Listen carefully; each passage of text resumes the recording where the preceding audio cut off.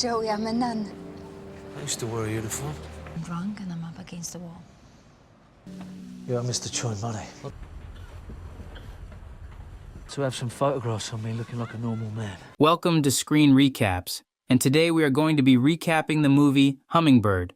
The film opens in Afghanistan, where a drone suddenly attacks a village, resulting in tragic consequences for the villagers and soldiers alike.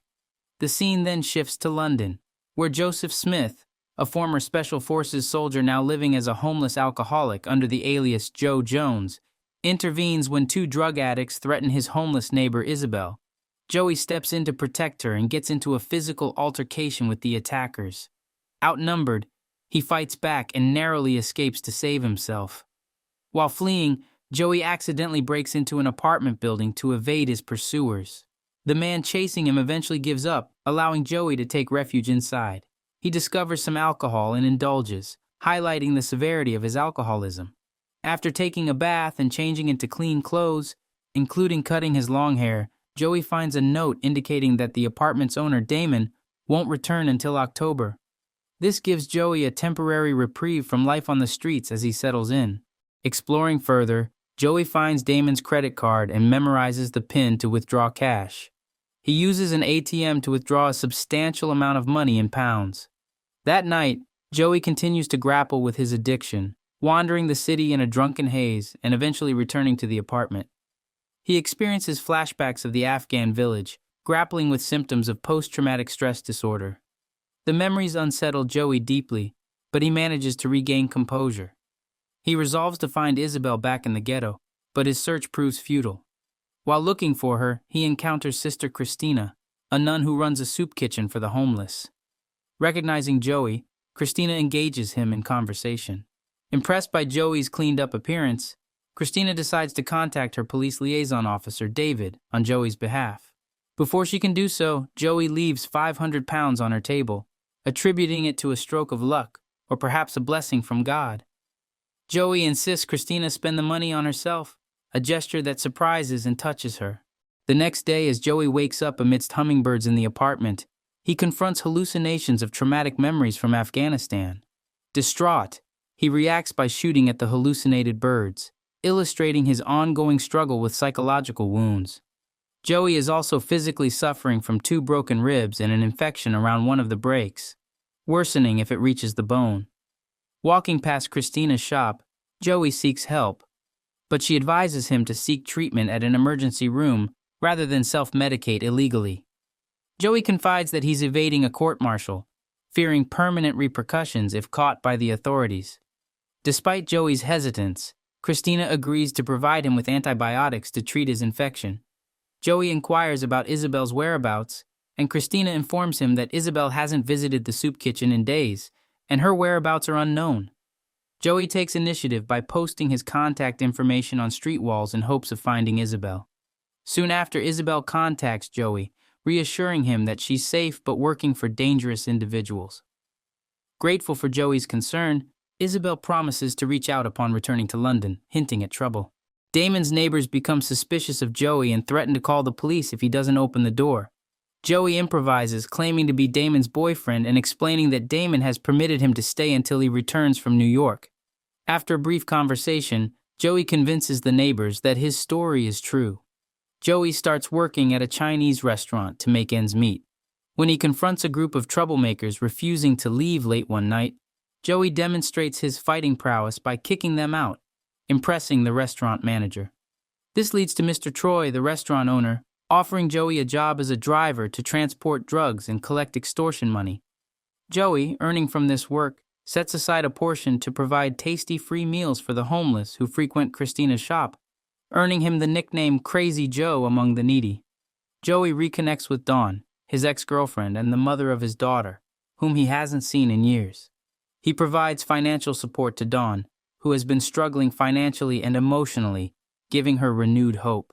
While preparing a barbecue for Christina, Joey receives news that Officer David has found a dead body that needs identification. It turns out to be Isabel, who was murdered and dumped in the river. Christina confronts Joey, accusing him of being hypocritical given his involvement in illegal activities, which she believes contributed to Isabel's death. Christina urges Joey to leave the drug trade and lead an honest life. Determined to find Isabel's killer, Joey ventures to Old Street and confronts local thugs for information.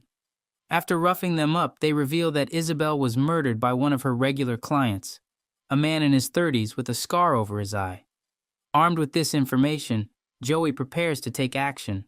Joey invites Christina to a gathering to share details about Isabel's killer so she can pass it on to Officer David. After the event, Christina, feeling conflicted due to her attraction to Joey, despite her commitment as a nun, kisses him. Despite Christina's concerns, Joey continues working for Mr. Troy, collecting payments. In an altercation at an Italian restaurant, Joey resorts to force when the owner's son intervenes, resulting in a gunshot injury to the son and police involvement. Following the incident, police inquire with Christina about Joey's whereabouts, but she denies any knowledge. Later, as Joey comforts Christina and drives her back to the church, she confides in him about her traumatic childhood, revealing her dreams of being a ballerina and the abuse she endured in gymnastics. Joey listens empathetically as Christina shares her past and her desire to continue her charitable work in Sierra Leone. The senior nun asks Christina about her decision to leave, and Christina explains that Africa has always been part of her life plan. She feels there are too many distractions in London and hopes that moving to Africa will help her focus on her mission. Meanwhile, Joey continues his search for Isabel's murderer and seeks assistance from Mr. Troy's boss. When Joey describes the man, the boss recognizes him but asks for a favor in return. Joey agrees to transport enslaved people and refugees as requested. Later, Joey receives an unexpected invitation to a rooftop cocktail party, where he learns that Isabel's killer, Max Forrester, will also be attending. Joey discovers that the event coincides with Marina Zelinka's farewell performance and Damon's return on October 1st. Joey calls Christina and asks her to take a photo of him in a suit so his daughter can see him as a better person. Over coffee, Christina informs Joey of her impending departure for Africa. Despite their bond, she plans to honor her commitment to service. As Joey and Christina spend time together in the apartment, Damon unexpectedly returns and attempts to enter. Spotting them inside, Joey and Christina quickly flee the scene. Joey urges Christina to leave with him, suggesting they use the money they've acquired to start anew. However, Christina insists on going to the ballet alone and later prepares to depart for Africa, bidding Joey farewell. At the ballet performance, Christina waits for Joey at the building gate, but he fails to show up. Meanwhile, Joey attends the party where he confronts Max, leading to a fatal altercation that results in Max's death. After the party, Joey, intoxicated, attempts to reach the ballet but is too drunk to make it. Media reports subsequently link Joey, the former Special Forces soldier, to Max's murder based on CCTV footage.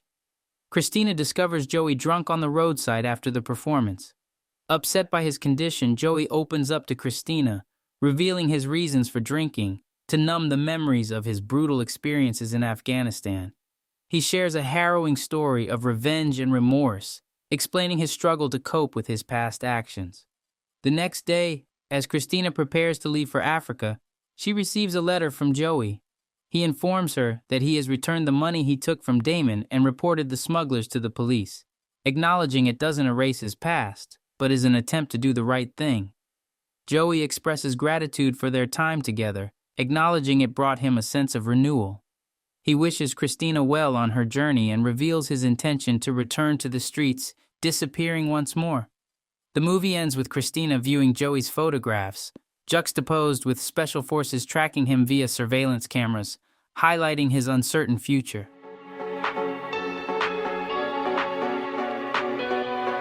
I thought I was